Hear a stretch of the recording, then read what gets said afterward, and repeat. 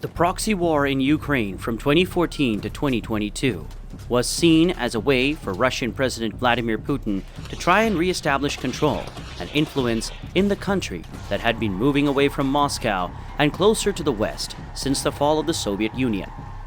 The fight for control of Donetsk Airport was a major strategic move towards achieving this goal.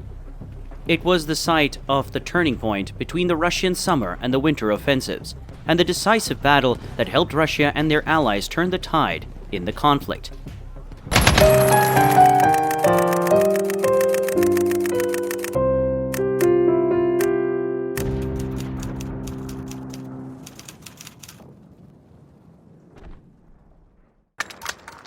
The war in Donbas started in February 2014, when Russia took control of Crimea from Ukraine. In April and May of the same year, Russia took advantage of a separatist movement to weaken Ukraine and disrupt its borders along the ethnic and linguistic lines. The country was divided into the Donetsk People's Republic and the Donetsk People's Army, the Luhansk People's Republic and the Luhansk People's Army. This was done to correlate the oblast boundaries of Donetsk and Luhansk to the political and military organization created by Russia. These proxies were formed by taking advantage of the strong Russian identity present in the Donbas region. This identity is heavily associated with ethnicity, language, religion, and a shared history with Russia. The war in Donbas has shown the extent of this identity as fighters from the bordering countries of Moldova, Belarus, and Baltic states, and the Balkans have been pulled into the ranks of separatist battalions. This caused a great deal of turmoil in Ukraine and was a major factor in the start of the war in Donbas. The conflict has resulted in the displacement of thousands of people, many of whom have been forced to flee their homes in search of safety. In 2014, during late spring and early summer, the Ukrainian forces launched large-scale counterattacks in Donbas in order to impede the expansion of the DPA and LPA, recover the lost areas, and reduce the offensive power of the separatists. As a result of these operations, Kiev achieved a number of successes. The most notable were the retaking of Slovyansk and the major port city of Mariupol. Amidst the conflict in Ukraine, Russia worked to retain the country's division and a viable proxy force. To do so, the country sought to reposition the balance of power, operations, and tactics. Initially, Russia's involvement was limited and subtle, but it became increasingly evident as reports flooded in of Russian tanks, infantry fighting vehicles, self-propelled artillery, and multiple launch rocket systems crossing the Don River from the Rostov and Belgorod oblasts into Luhansk and Donetsk oblasts. To further assist, Russian-based multiple launch rocket systems such as the BM-21 Grad, BM-30 Smerch, and 9A-52-4 Tornado systems were employed to support counter-offensive action throughout the summer and winter of 2014.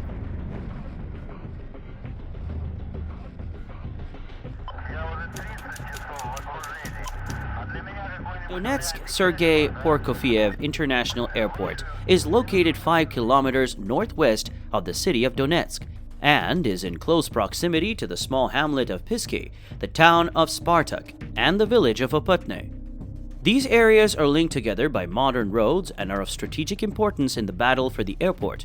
The airport itself was built in the 1940s, renovated in 1973, and again in 2011-2012 for Euro 2012. Over 1 million passengers used the airport in its last full year of operation in 2013. The DPA launched an attack on the airport on the 26th of May 2014 involving an estimated 200 fighters. Many of these fighters were from the DPA's Vostok battalions. Reports suggest that there were many from the Russian puppet state of Chechnya too. The attack originated from DPA bases in Donetsk, and the swiftness of the assault caused the defenders of the airport to retreat to the western side. The DPA was successful in capturing the terminals and other logistical infrastructure, demonstrating their strength and superior tactics. The separatists believed that they had the advantage and thus demanded that the Ukrainian forces leave the airport and hand over all the land. Kiev refused this and issued a statement warning of retaliation if the separatists did not leave the airport. The Ukrainian government then dispatched an airborne task force, which was backed up by attack aviation and fighter aircraft to quell the situation. The combined forces were successful, and the separatists were pushed back. though not without a heavy cost. 50 combatants from various separatist battalions died in the battle. The Ukrainian government, however, claimed that no casualties were sustained from their side. The battle ended with the separatists being pushed away from the airport and the Ukrainian forces achieving a victory. The first battle of the Donetsk airport was a major triumph for the Ukrainian forces against the Russian-backed separatists in the Donbas region. This victory was largely due to the efforts of Colonel Mikhailo Zabrodsky and the 95th Air Assault Brigade, who completed a 200-mile excursion from Kramatorsk, engaging in combat with the separatists and Russians at multiple locations. At Luhansk, the brigade managed to rescue a beleaguered Ukrainian battalion under attack by the Russian-supported LPA force. The summer offensive launched by Russia in response to the Ukrainian success posed an existential threat to the objectives in the region and ultimately ended the Ukrainian successes of the spring and summer of 2014. However, the Ukrainians had dramatically impacted the region, demonstrating their strength and power.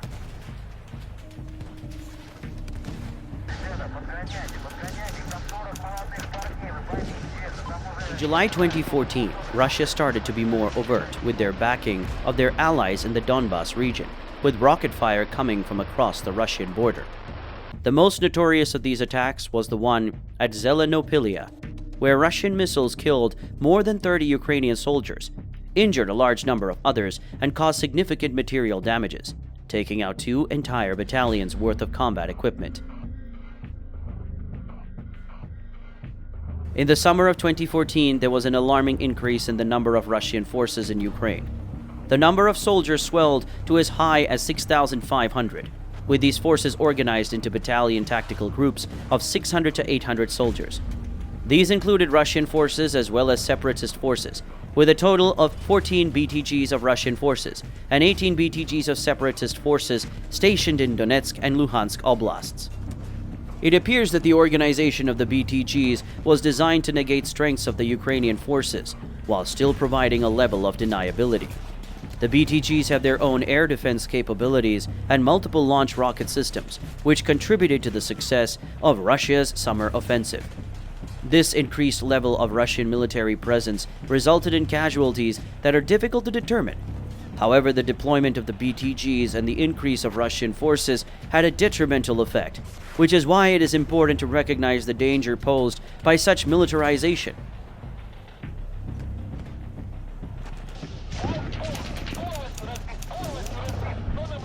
In the summer of 2014, Russian-led BTGs were sent to battle alongside separatist proxies in an attempt to stop the advance of Ukrainian forces in the Donbas front. This summer offensive campaign was not a surprise to those who are familiar with Russian military thought. Russian military theorists believe that a front must be broken by means of a decisive operation, in order to completely crush it through its entire depth. This strategy is reflected in the summer offensive, which was devised to deny Ukrainian forces key terrain, destroy their offensive capabilities, and reinforce Russia's proxy client. Theories on military operations have been studied and implemented by Russian military tacticians for decades. The summer offensive campaign was a continuation of this tradition, as it was designed to be a comprehensive campaign that targeted and destroyed a special front. Through the use of BTGs, pro-Russian forces and their separatist proxies were able to gain the upper hand and achieve their objectives. The summer offensive campaign was an important step in the process, as it allowed separatist forces to gain the upper hand and restore balance to the war effort.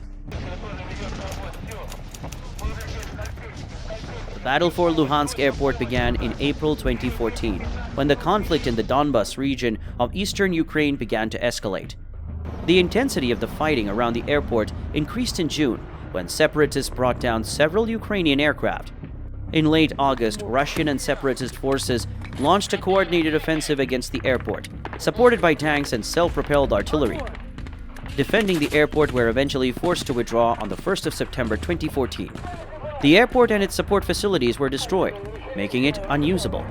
This battle served as a warning of the brutality to come at the Donetsk airport and the surrounding area. The situation in the Donbas region continued to be volatile, with both sides having suffered heavy losses in the conflict. The battle for Luhansk Airport serves as a reminder of the human cost of the conflict and the suffering of the people in the region. The Battle of Ilovaisk was a decisive conflict that resulted in the signing of the Minsk Protocol. Located in Donetsk Oblast, the city of Ilovaisk is home to one of eastern Ukraine's major railroad hubs and was an important target for both sides. Ukrainian forces had been advancing on all fronts since the beginning of hostilities in April 2014. In mid-August, they attempted to retake Ilovaisk.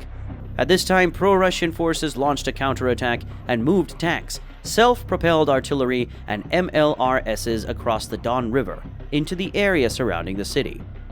This counterattack was successful and Ukrainian forces were surrounded and trapped in Ilovaisk. Russian and separatist forces that laid siege to the Ukrainians for 3 weeks, launching local attacks to weaken the forces. The Ukrainians were unable to withstand the assault at Ilovaisk and were forced to issue orders to withdraw. Negotiations with Russian leadership ensued, and the siege ended on the 1st of September 2014. It is estimated that the Battle of Ilovaisk resulted in over 1,000 Ukrainian casualties and over 1,000 separatist soldiers killed. The Battle of Ilovaisk was a major turning point in the summer offensive and resulted in a significant victory for pro-Russian forces. In the summer of 2014, Russia initiated a major offensive in Ukraine that ultimately curbed Kiev's ability to fight back.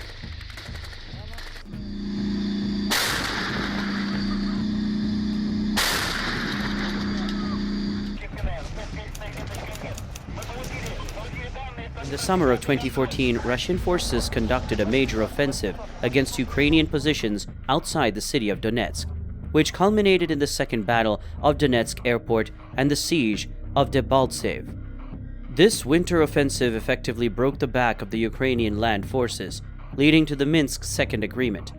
This agreement brought a temporary ceasefire and halted the fighting between the two sides. The First Battle of Donetsk Airport ended on the 27th of May 2014. But skirmishes continued throughout the summer. The renewed fighting at the airport and its surrounding area reached its peak on the 28th of September 2014, when the Donetsk airport was besieged again by the separatists. The Ukrainian Army's 93rd Mechanized Brigade and volunteer battalions were the defenders of the airport.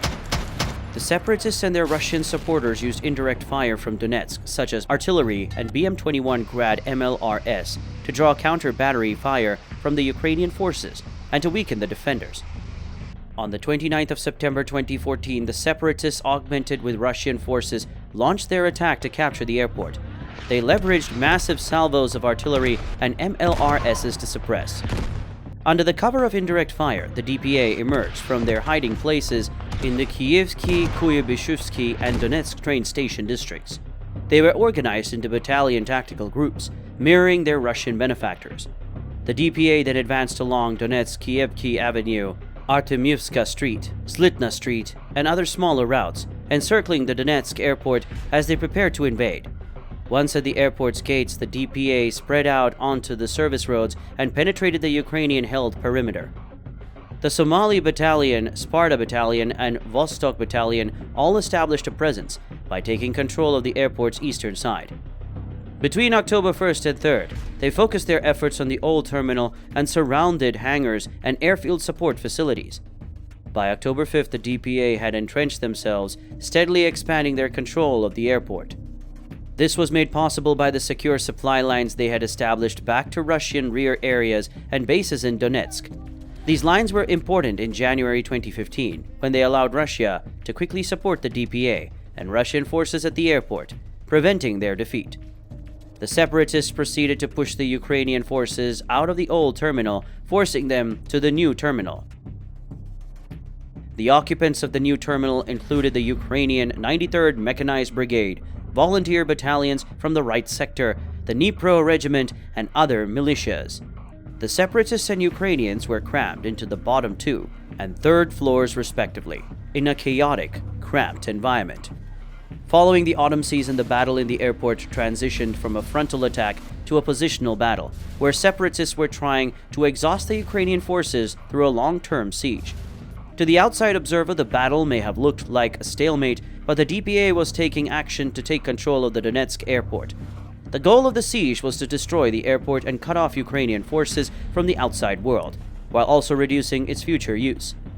Despite the situation looking dire, Kiev forces were able to keep some small access points open to supply and reinforce troops from the 79th, 80th, and 95th Airborne Brigades, the 93rd Mechanized Brigade, and the 3rd Spetsnaz Regiment. The weather conditions were also adding to the difficulty of the battle, as the temperature continued to drop from October's 7 degrees Celsius. By December, the temperature had fallen to 3 degrees, and the rain, snow, and cold weather put a strain on the Ukrainian troops. Despite the cold and harsh conditions, the troops held their position and earned the nickname the Cyborgs of Donetsk Airport for their resilience and courage. The siege of Donetsk Airport, which was nicknamed Little Stalingrad due to its reminiscence of the World War II battle, had been going on for some time. The Ukrainian forces were slowly worn out by the relentless and well-supported attacks of the Donetsk People's Army. On the 28th of November, a 3-day attack on the old terminal by the DPA and Russian Special Operations Forces finally broke the Ukrainian defense. The old terminal was left in ruins, and the Ukrainians were forced to retreat to the new terminal as their last tenable position. Throughout December, the DPA continued to bombard the new terminal and the Ukrainian forces in Piske with rocket and artillery fire. Ukraine was determined to maintain their hold on the new terminal, as any further territorial loss would mean defeat. As the situation remained in a state of stasis, the Battle of Little Stalingrad continued to be a devastating reminder of the War of Donbass. The Ukrainian defense of Donetsk Airport was a tenacious, months-long struggle against Russian-backed forces. Since May 2014, the Ukrainian forces had valiantly defended the airport, though they were battered by relentless shelling and attacks. By the beginning of 2015, the Ukrainians had been pushed back to the new terminal and air traffic control tower, and their position was becoming increasingly precarious. On the 10th of January, the DPA launched another 3-day attack focused on the new terminal and the tower. The tower finally gave in and collapsed on the 12th of January, foreshadowing the inevitable defeat of the Ukrainians. The DPA issued an ultimatum the following day, ordering the Ukrainians to leave the airport by 5 that evening. Refusing to surrender, the Ukrainians launched a last-ditch assault on the 17th of January, which allowed them to evacuate their wounded soldiers. The Ukrainian defense of the Donetsk airport was a brave, though ultimately futile, effort. The Ukrainians never gave up and continued to fight despite the odds. The tower's collapse on the 12th of January serves as a metaphor for the Ukrainian defense of the airport, as it stood tall and defiant until it could take no more. The resilience was also seen in the Ukrainian forces, as they valiantly fought until the very end. The last-ditch assault on the 17th of January provided a fitting end to the struggle, as the Ukrainians were able to evacuate their wounded comrades before the airport fell. On the 19th of January 2015, Russia took the decision to reinforce its presence at the Donetsk airport by sending 600 additional soldiers, divided into 2 battalion tactical groups, each one equipped with T-90 tanks, artillery, multiple launch rocket systems, and BUK surface-to-air missile defense systems. The reinforcements were completed by a sizable contingent of Russian Special Operations Forces. The war in Donbass is a powerful reminder to Russia's ability to mobilize large numbers of combat forces and sustainment over a wide area. This is best evidenced by the predictive Russian deployment model, which was used effectively in the fight for Donetsk Airport. This speed comes from Russia's infrastructure and the lack of national boundaries and customs that could impede progress during a crisis. The Ukrainian counterattack was unable to overcome the extra strength the Russian forces had brought in, and the situation at the airport started to look more and more desperate for the Ukrainian forces. On the 21st of January, the last remaining Ukrainian defensive positions were breached, with Russian Special Operations Forces using explosives to demolish the top floors of the new terminal, killing or injuring more than 50 Ukrainian soldiers. This expert demolition work broke the defenses back, both metaphorically and physically. The 7-story building was reduced to only 3 floors by the time the DPA finished. The Ukrainians' withdrawal from the airport was a mix of chaos and deliberate action, as some soldiers fled on foot and others moved as part of small units disengaging from the terminal. The DPA and Russians captured many fleeing soldiers.